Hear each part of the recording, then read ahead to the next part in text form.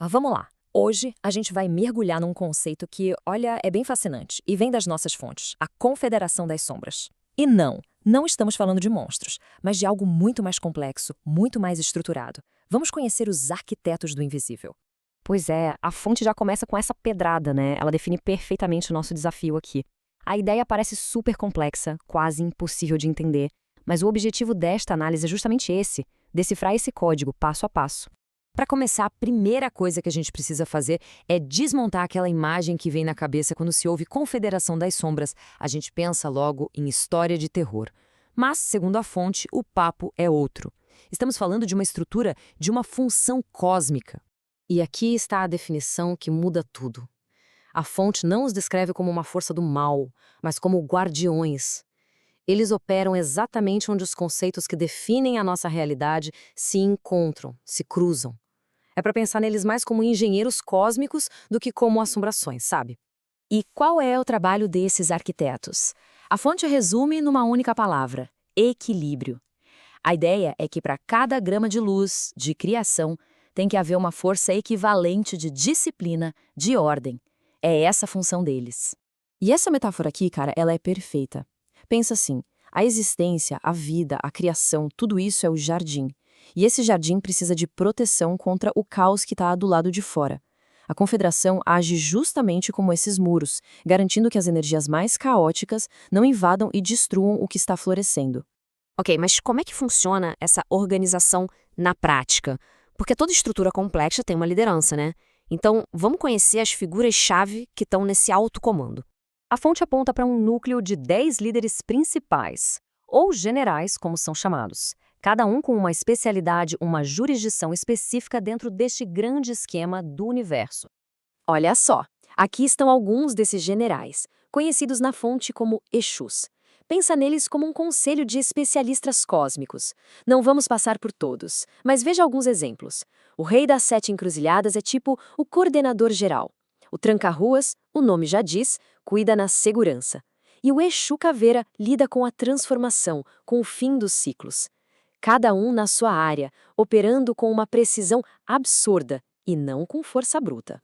Beleza, mas como é que a gente traz esses conceitos para o nosso mundo moderno, para o nosso dia a dia digital?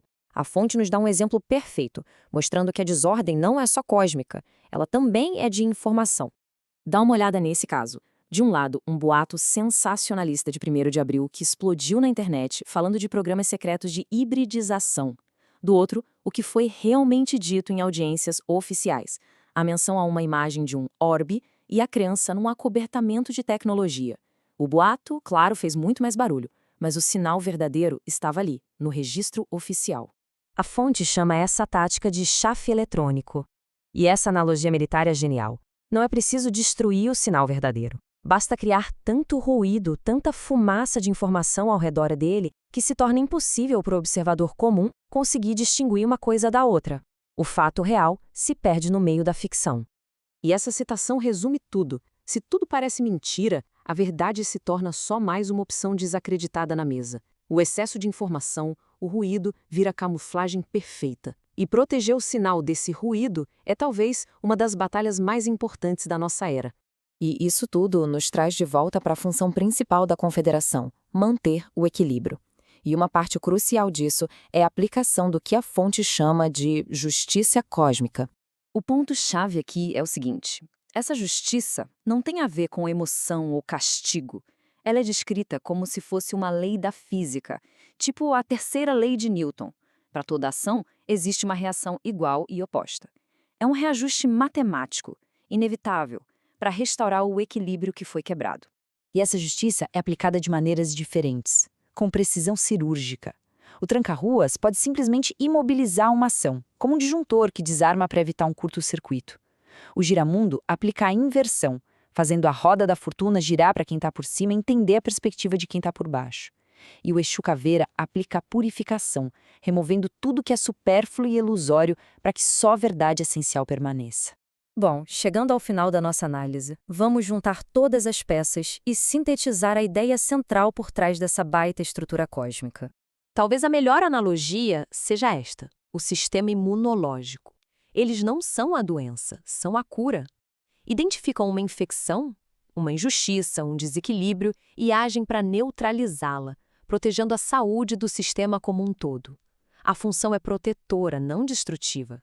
E essa frase final da fonte encapsula a filosofia inteira.